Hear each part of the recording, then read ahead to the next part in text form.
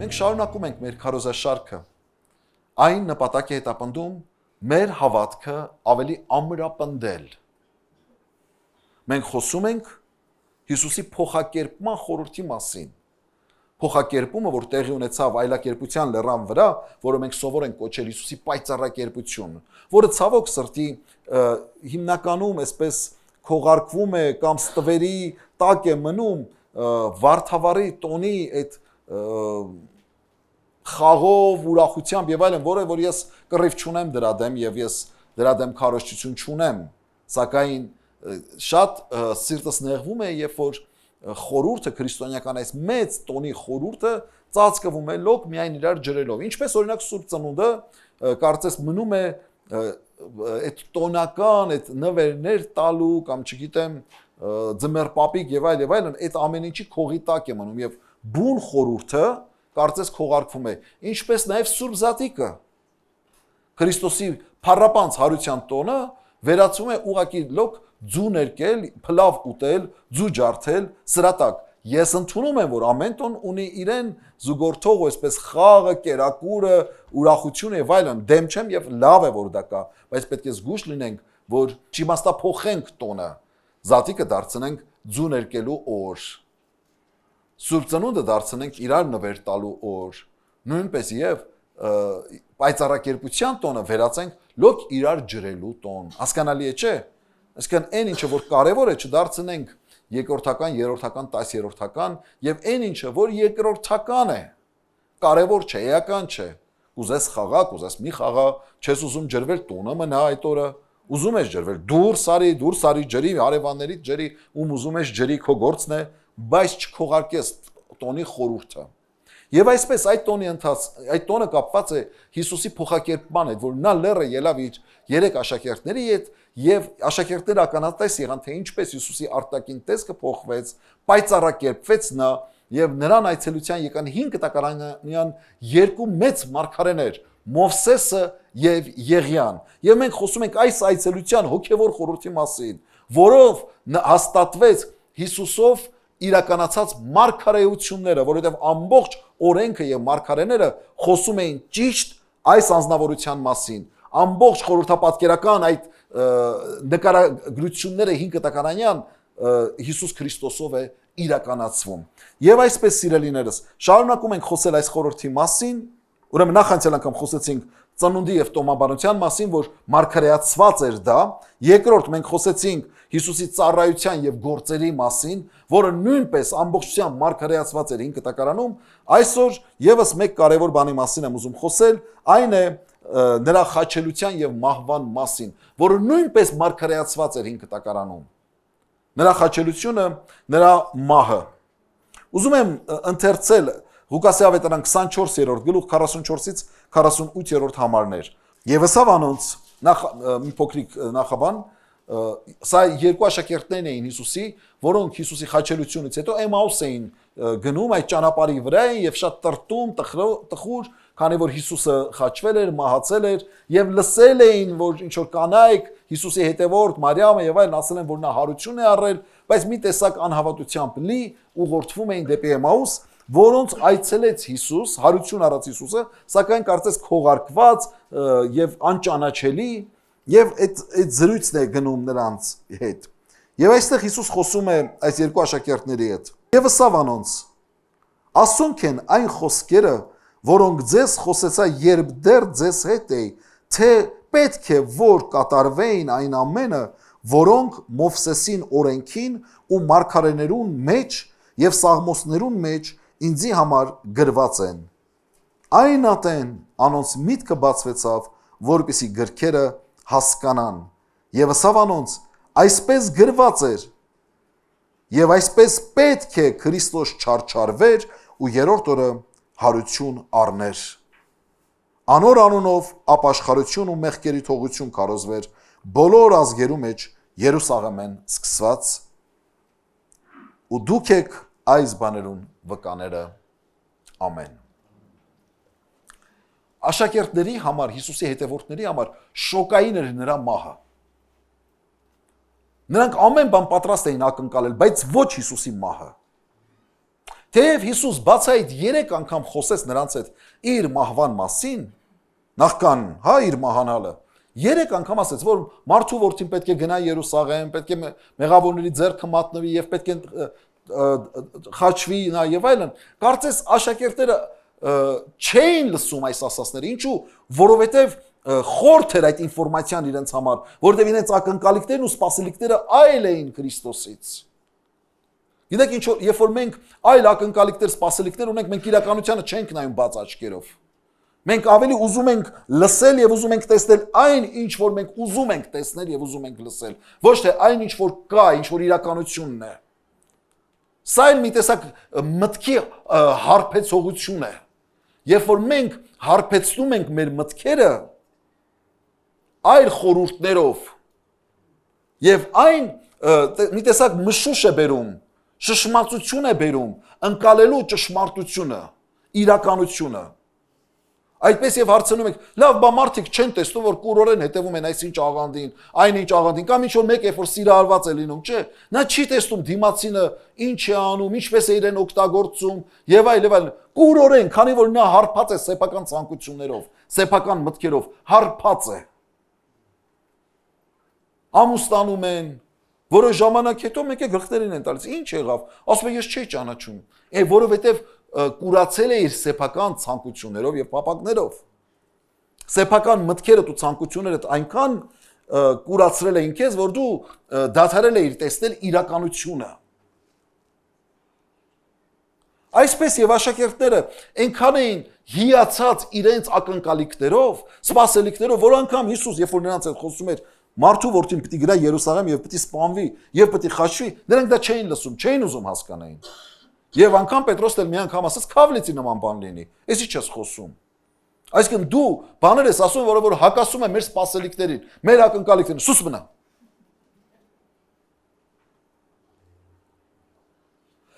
Եվ հիմա աշակերտները, երբ որ տեսան, որ Հիսուս խաչվեց Գողգոթայի վրա, այնքան ծանր հիասթափություն էին ապրել, այնքան ծանր ցնցման եւ շոկի էին ենթարկվել, որ անգամ հարության լուրը, որ կանայք բերեցին գերեզմանից, նրանց դա չկենթանացրեց։ Որովհետեւ սարսափելի շոկի էին ենթարկվել, որովհետեւ փլուզվել էր նրանց հույսերը, նրանց հավատը, նրանց ակնկալիքները, նրանց սպասելիքները, ինչ էր նրանց սպասելիքները։ Մեկը նստել նրա աջ կողմը թագավորության ժամանակ, մյուսը նստել նրանց ձախ կողմը թագավորության ժամանակ, ինչ պետք է լինի մեզ հետ, ամենք ամեն ինչ թողեցինք եկանք քո հետևից, եւ այլն եւ այլն, ինչ որ ակնկալիքներ ու սպասելիքներ։ Եվ երբ որ սա չիրականացավ կամ իրենց պատկերացրած, իրենց սպասելիքները չիրականացավ, խորը հիասթափություն ապրեցին։ Եվ այստեղ Հիսուս, երբ որ հանդիպում է այս երկու աշակերտների հետ, հաց կտրելուց հետո, Հիսուսը նրանց ուզում է բերել իրականության դաշտ։ Ոչ թե նրանց երևակայական հավատքի դաշտում թողնել նրանց, այլ բերել ճշմարտության հարթության վրա։ Գիտեք, մենք էմոցիոնալ ժողովուրդ ենք, մենք շատ հաճախ չենք ուզում իրականությունը տեսնել, ճշմարտությունը տեսնել։ Մեզ օրինակ տարիներով ասել են, որ այս ազգը ձեր բարեկամն է։ Մենք հավատացել ենք դրան։ Հիմա այդ ազգը ինչ անում է մեր գլխին, մենք վերջում գրում ենք սպասիբա։ Այդպես, ուղղակի մենք այդպես ենք հավատում։ Մենք չենք ուզում ուրիշ բան տեսնել։ Մենք չենք ուզում իրականությանը նայել բաց աչքերով։ Մենք մեզ հրճակել ենք աշխարհի առաջին քրիստոնյա ազգ։ Վերջ, դա կանաչ լույս է մեզ համար։ Ուրեմն մենք ինչ անենք։ Ինչ անենք, մեր հոգևոր այրերը ինչ անեն, ինչ ուզում են անեն, մենք այդ իրավունքը ունենք, որովհետև մենք առաջինն ենք, մենք այս ստով մեզ սնել ենք, սրանով մեզ կուրացրել ենք, և մեզ թվում է, թե Աստված էլ մեր նման է մտածում,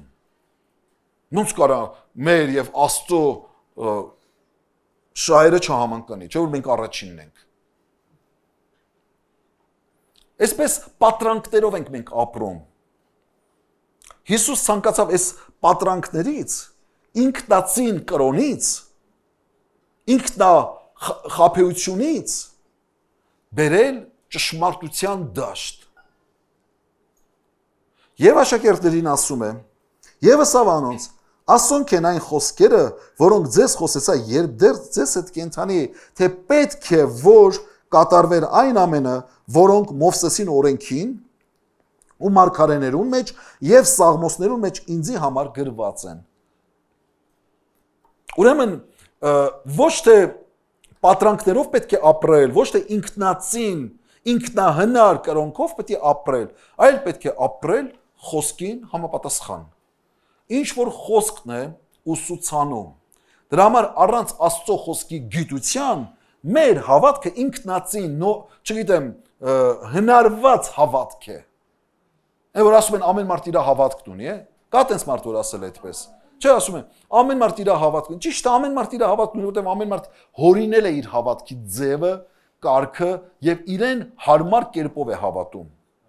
Իրեն հաճո կերպով է հավատում։ Այստեղ տեսնում ենք, որ Տեր Հիսուս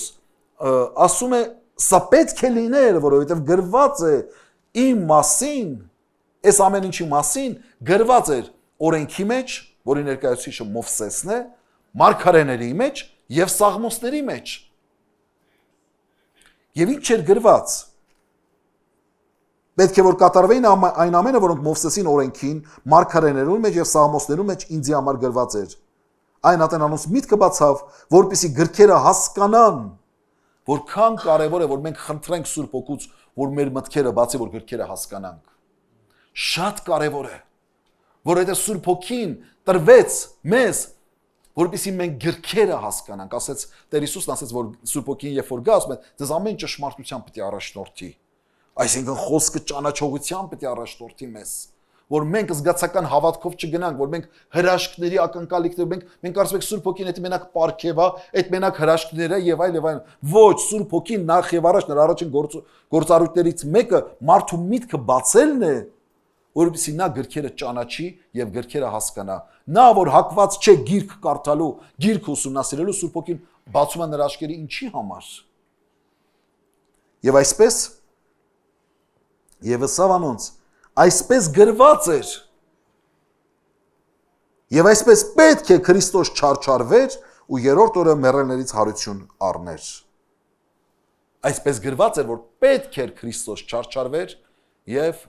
մեռելներից հարություն առներ։ Ուրեմն Քրիստոսի չարչարանքների եւ նրա հարության մասին դեռևս մարգարեացվել էր հարյուրավոր տարիներ առաջ։ Եվ այն չպետք է լիներ անակնկալ, եթե նրանք խոսքի աշակերտներ լինեին, խոսքի ճանաչողության ետևից լինեին, Քրիստոսի տառապանքները, Քրիստոսի չարչարանքները եւ նրա հարությունը իրենց համար անակնկալ չէր լինի։ Նույնպես եթե մենք խոսքի աշակերտներ լինենք, Աստծո խոսքը գանք եկեղեցի, լսենք, ուսումնասիրենք, թուղթ ու գրիչ բերենք մեզ հետ, գրառումներ անենք, գնանք տուն, Սուրբ Գիրքը բացենք, մի հատ վերանայենք այդ ամեն ինչը, այսինքն մեր հավատքը ձևավորենք Աստծո խոսքի հիման վրա։ Այդ ժամանակ կյանքում շատ իրավիճակների, երբ որ հայտնենք, մենք անակնկալի չենք գա։ Չենք ասի, «Յո, այս ի՞նչ եղավ։ Սենց այս սրա համար է ես հավատում։ Այս ոնց Աստված ցույց տվեց այս ամեն ինչը»։ Խոսք երբ որ ճանաչես, պատրաստ կլինես ամեն բանի եւ ուժեղ կլինես դիմավորելու ամեն տեսակ փորձություն։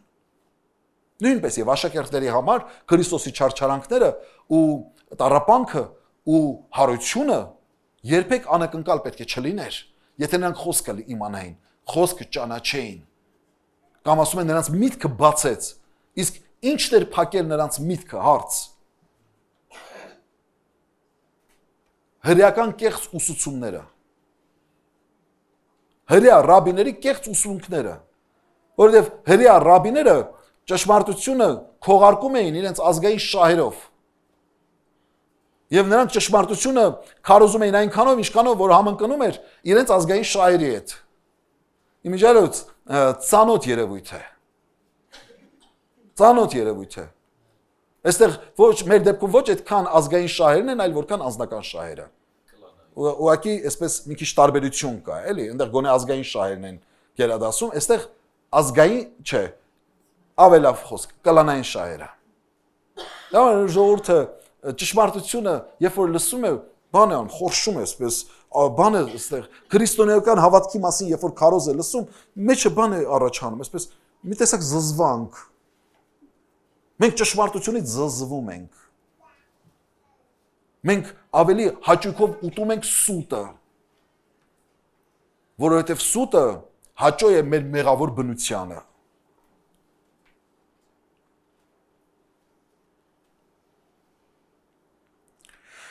Իսկ ինչ էր գրված Հիսուսի խաչելության եւ մահվան մասին։ Եկեք ճամփորդենք Սուրբ գրքով, հա? Եվ թող սա նպաստի մեր հավատքի զորացմանը։ Դեռևս հարյուրավոր տարիներ առաջ Զաքարիա մարգարեն մարգարեցել էր Հիսուսի փառավոր մուտքը Երուսաղեմ։ Նա որ պիտի գա ազատարարը փրկիչը որ գա, ինչպես պիտի մուտք գործեր Երուսաղեմ։ Զաքարիա 9:9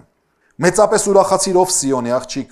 ցնծությամբ աղաղակի ով Երուսաղեմի աղջիկ, աղաքու թագավորոդ քեզի կուգա, անիկա արդար ու փրկիչ է, հեզ է, իշու վրա հեծած եւ իշու ձաքի ավանակի վրա։ Զաքարիա մարգարեն հարյուրավոր տարիներ առաջ դեռևս Երուսաղեմին ավետում էր, որ քո փրկիչը գալու է, քո թագավորը գալու է, ուրախացիր, ցնծա։ Եվ նա գալու է իշու վրա նստած կամ ավանակի վրա նստած։ Ինչու ավանակի վրա նստած։ Որովհետև եթե ասում ենք քո փրկիչը գալիս է, հրեական միտքը ակնկալում էր, որ նա գալու է ազատելու իրենց այդ ժամանակվա բռնատերերից, որոնք էին հռոմեացիները։ Հիմա հարց, ինչպես կարող է փրկիչը գալ, ոչ թե ձիու վրա հեծած, այլ ավանակի վրա հեծած։ Եվ մենք տեսնում ենք այս մարգարեության իրականացումը Հովանո ավետարանում, նոր կտակարան, 12-րդ գլուխ, 12-ից 16։ Իսկ նա հատվածներից մեկն է, որ ուզում եմ կարդալ, եւ այստեղ հատուկ հիշատակում կա, որ սա մարգարեացված էր։ Դրա համար ընտրել եմ այս հատվածը կարդալ։ Հետևյալ օրը շատ ժողովուրդ, որ տոնին եկած էին, երբ լսեցին, թե Հիսուս Երուսաղեմ կուգա, արմավենեի ոստեր առին ելան զանիկա դիմավորելու եւ կաղաղակեին ով սաննա օրտնյալը Իսրայելի թագավորը, որ Տիրոջը անունով գալիս է։ Հիսուս ավանակը գտնելով անոր վրա նստավ, ինչպես գրված է. մի վախնարով Սիոնի աղջիկ, աղաքու թագավորոդ գալիս է, իշու ավանակի վրա նստած։ Անոր աշակերտները առաջ չիմացան այդ բաները, բայց երբ Հիսուս փառավորվեցավ, այն ատեն մտքերնին բերին այս բաները անոր համար գրված էին, թե իրենք այս բաները իրեն ըրին։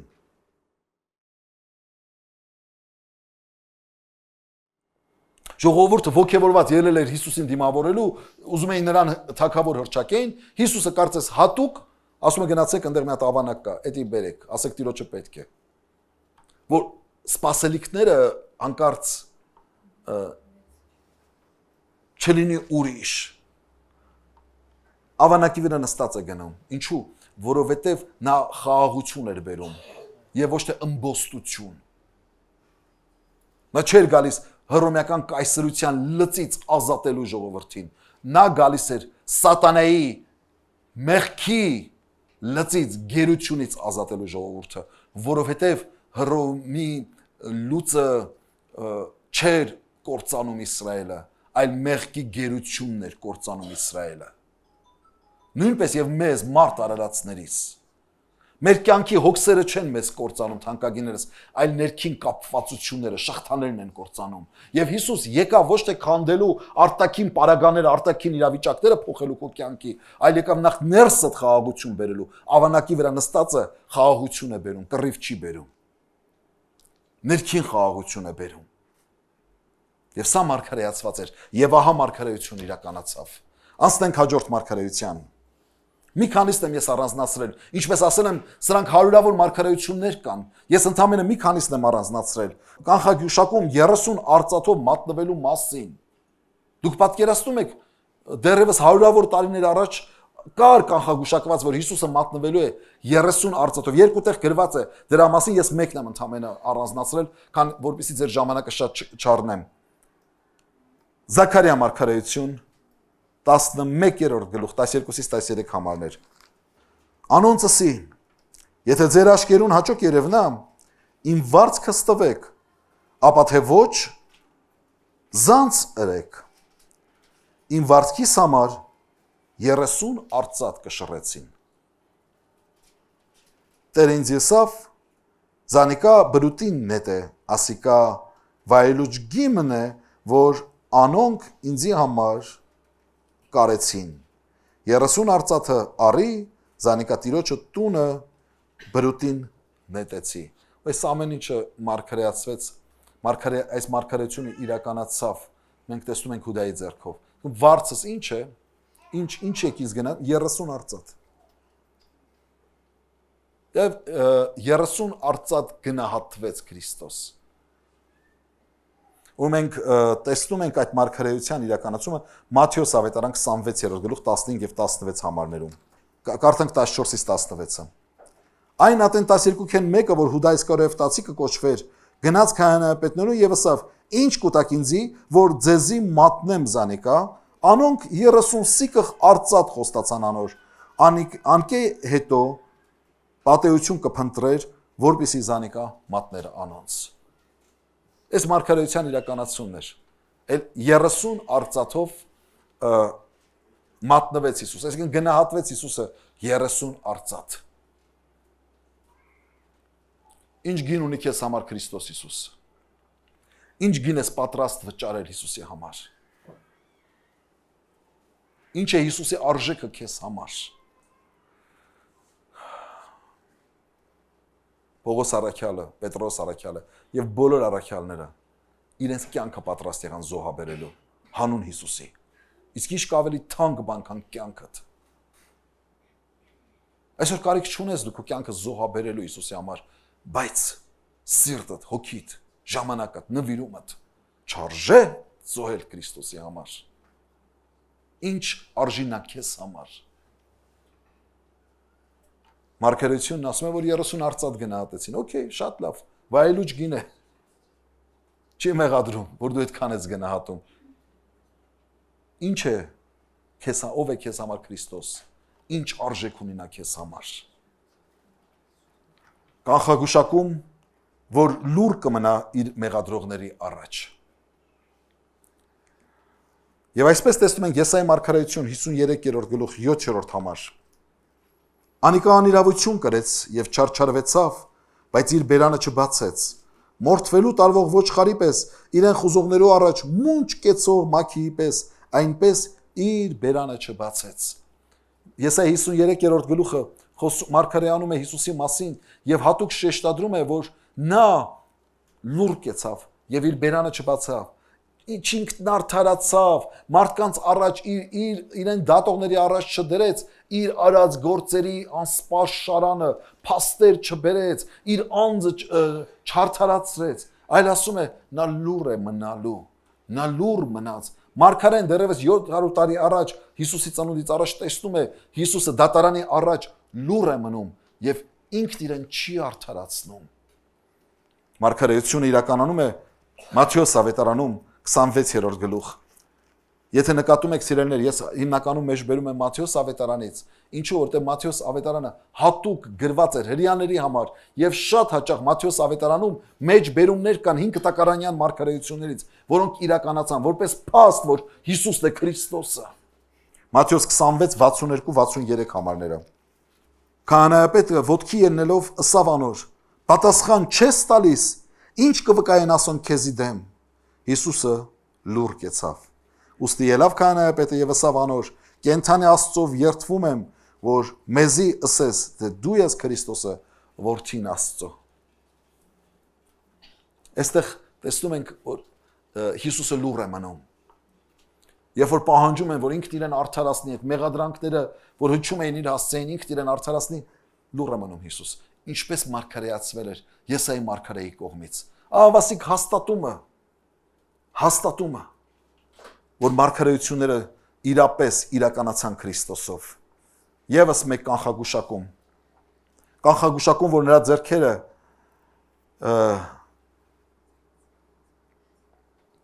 եւ ոտքերը պիտի խոցվեն։ Կանխագուշակում ձեռքերը եւ ոտքերը խոցվելու վերաբերյալ։ Սա շատ հետաքրքիր է, սիրելիներ։ Եկեք նախ կարդանք Սաղմոսներից, քանի որ Քրիստոս էլ, չէ՞, մեր բնահամարի մեջ ասում է, Սաղմոսները իմ համար գրում են։ Ասում են Սաղմոսները իմ համար։ Սաղմոս 22:16։ 22-րդ Սաղմոսի մեջ իմիջիալով շատ հիշատակում կա Քրիստոսի խաչելության մասին։ Դավիթը ինքը մարգարե էր եւ այսպես է մարգարեանում։ Սաղմոս 22:16 Վասնզի շուները 4 կողմը սառին, չարերեն ժողովը զիս պատեց, ձեռքերս ու ոտքերս ծակեցին։ Հեթանոս ազգերը հերաների լեզվաբանության մեջ կոչվում են նաև շներ։ Հիշում եք անգամ Հիսուս այս լեզվախոսությունը, այս տերմինոլոգիան օգտագործեց, երբ որ կանանացի կինը եկավ եւ նրանից բժշկություն էր խնդրում, ասաց լավ չի որ հացը առնենք եւ շներին տանք։ Չէ։ Ուրեմն այստեղ ասում է կարդանք 16 եւ 17 ասում է վասնզի շուները 4 կողմը սառին, չարերուն ժողովը զիս պատեցին, ձեռքերս ու ոտքերս ծակեցին, իմ բոլոր ոսկորներս կմրամ համրել, անոնք կնայեն ու կտեսնեն ինձ։ Այնքան ծեծված էր, այնքան մտրակված էր, որ անգամ ոսկորները երևում էին արդեն։ Այս վիճակին էր նա։ Եվ սա մարգարեանում է Դավիթը։ Դավիթը չի ունեցել այս փորձառությունը։ Դավիթի ձեռքերն ու ոտքերը չեն խաչվել, բայց նա մարգարեանում է Մեսիայի վերաբերյալ, որ պետք է ծակվեն նրա ձեռքերն ու ոտքերը։ Եվ այնքան պետք է ցավ ապրեն, այնքան պետք է խոշտանգվի, որ անգամ ոսկորները պետք է երևան։ Զաքարիա 13, 6 եւ 7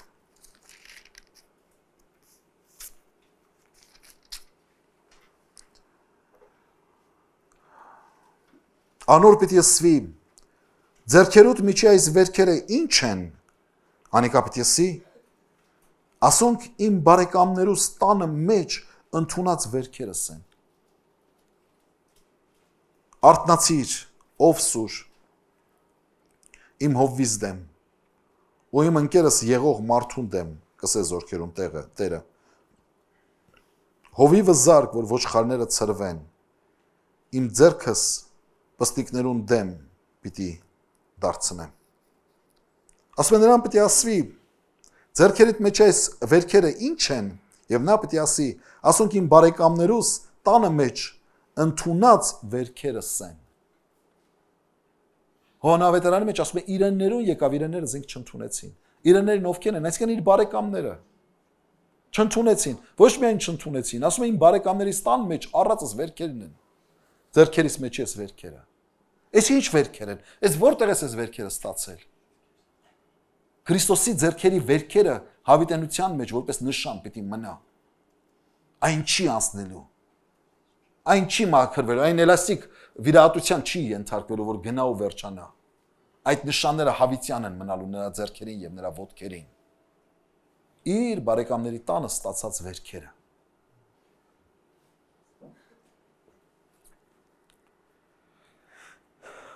Մատթեոս ավետարան 26:31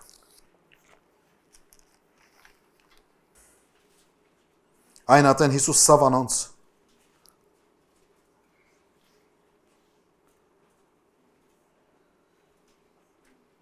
այս գիշերին վրայովս պիտի գայթակղեք, վասնզի գրված է, թե հովիվը պիտի զարնեմ ու հոտին ոչխարները պիտի ծրվեն, ինչպես Զաքարիայի մեջ կարդացի։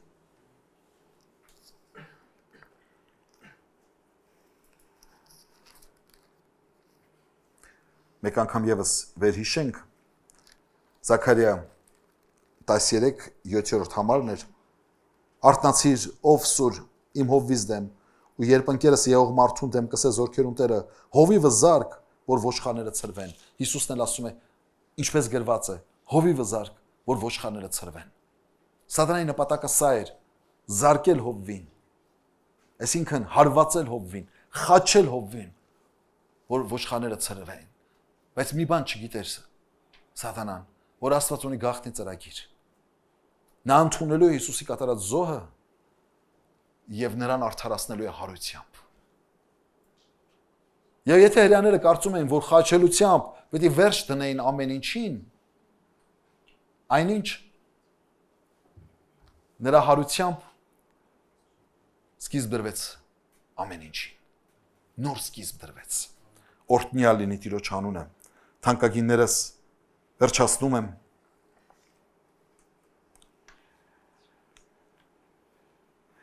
Վերջին առանձնացված մարգարեություն կամ նախավերջին թույլ տվեք ասել, կանխագուշակում, որ իր հագուստների համար վիճակ կձգեն։ Սա նույնպես մարգարեացված էր։ Սաղմոս 22:18 Կրկնեմ, որ այս ամեն ինչի նպատակը մեկն է, սիրելիներ, մեր հավատքը զորանա, տեսնելով Աստծո հրաշք խոսքը։ Իմ հանդերձներս իրենց մեջ կբաժանեն ու պատմուճանից վրա վիճակ կձգեն։ Այսպես է մարգարեանում Դավիթը Սաղմոսի մեջ, 22-րդ Սաղմոսի մեջ։ Իմ հանդերձներս իրենց մեջ կբաժանեն պատմուճանից վրա վիճակ կձգեն։ Եվ այս մարգարեությունը տեսնում ենք իրականացած Հովանու ավետարան 19-րդ գլուխ 24 համարում։ Հովանու 19:24 Ուստեսին իրարու ասիկա չպատրենք, եկեք 23-ն էլ կարդանք, որ միտքը ամբողջական լինի։ Զինվորները, երբ Հիսուսը խաչը հանեցին, անոր հանդերձները առան ու 4 բաժին արին, եւ ամեն մեկ զինվորին բաժինը, իսկ պատմուճանը առանց կարի էր, վերեն վար հյուսված։ Ուստեսին իրարու ասիկա չպատրենք, հապա վիճակ ձգենք ատոր վրա, թե որում պիտի ըլլա, որպեսի կատարվի այն գրվածը, որ կսե, իմ հանդերձները իրենց մեջ բաժանեցին եւ իմ պատմուճանից վրա վիճակ ձգեցին։ Ահա զինվորները այս բանը արեցին։ Զինվորները ինչ գիտեին, հեթանոս զինվորները ինչ գիտեին, ինչ է գրված Սաղմոսներում Քրիստոսի ծնունդից 1000 տարի առաջ։ Իրենք էլ չգիտեին ինչ էին անում։ Բայց սա մարգարեացված էր, որ Հիսուսի պատմուճանը չպատրեցին, հապա վիճակ ձգեցին, թե ում կընկնի։ Շատերին Հիսուսը պետք չի, Հիսուսի շորերն են պետք։ Ու այսօր Հիսուսի շորերը հագած, լիքը ձևական հավատացյալ կա, որը Հիսուսով չի ապրում, բայց Հիսուսի շորերը հագած է։ Հիսուսի շորերը հագած փող են աշխատում։ Հիսուսի շորերը հագած փառքերի են տիրանում։ Հիսուսի շորերը հագած իշխանություն ունեն, բայց Հիսուսը ուրացած։ Հռոմեացիներին Հիսուսի շորերն էին պետք։ Հիսուսը ոչ։ Հիսուսին խաչում էին, շորերի համար փող էին դնում, թե ում բաժին կառնի, ում բաժին կհասնի։ Այսօր սուրբ մասունքների հանդեպ կա մեծ երկրպագություն։ Իսկ կենթանի Հիսուսի հանդեպ այսօր եկեղեցապաշտներ լիքն են, բայց Աստվածապաշտ, Քրիստոսապաշտ, խաչապաշտ լիքը, Քրիստոսապաշտ ոչ։ Խաչը սրբության պահում ենք, բայց խաչի վրա իր կյանքը մեզ համար զոհած Քրիստոսը մերժում։ Այս էր սրա խորհուրդը, որը դեռ մարգարեացել էր Դավիթը Քրիստոսի ծնունդից 1000 տարի առաջ, գրեթե 3000 տարի առաջ հիմիկվանից։ Եվ 1000 տարի հետո այն իրականացավ։ Սա էլ մի վկայություն է ճշմարտության մասին։ Եվ վերջինը թանկագիններս, վերջինն էլ սա է, որ Հիսուս պիտի լքվեր Աստծո կողմից խաչի վրա։ Սաղմոս 22:1 Դավիթը սկսում է իր Սաղմոսը այս խոսքերով. Աստված իմ, ինձ ինչու թողեցիր։ Զիս փրկել են եւ բորալուս խոսքեր են հեռու կեցար։ Ով պիտի մտածեր, որ սա մարգարեական խոսք է, որ Դավիթը Քրիստոսի ծնունդից կամ այս իրադարձությունից 1000 տարի առաջ իր շուրթերով պիտի արտաբերեր այն խոսքերը, որ խաչի վրա Հիսուս Քրիստոսը պիտի արտաբերեր։ Աստված իմ, ինչու ինձ թողեցիր։ Եվ ավասիկ մենք կարդում ենք Մատթեոս ավետարան 27-րդ գլուխ 46 համարում, Մատթեոս 27:46 Ժամը 9-ները Հիսուս մեծ ձայնով աղաղակեց եւ ասաց. Էլի լամա սաբակթանի, որ ասել է Աստված իմ, ինչու ինձ թողեցիր։ Ալելույա։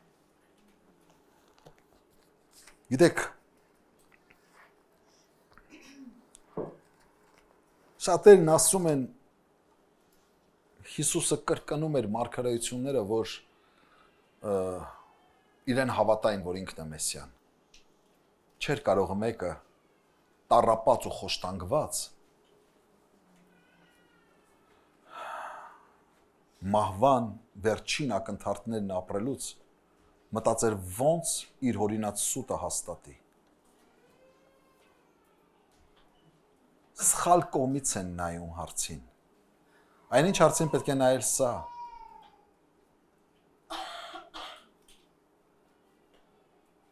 Իրականությունը այն էր, ինչ տեղի ունեցավ Հիսուսի հետ, որը տեսնելու շնորհն ու երկնային պարգև ունեցան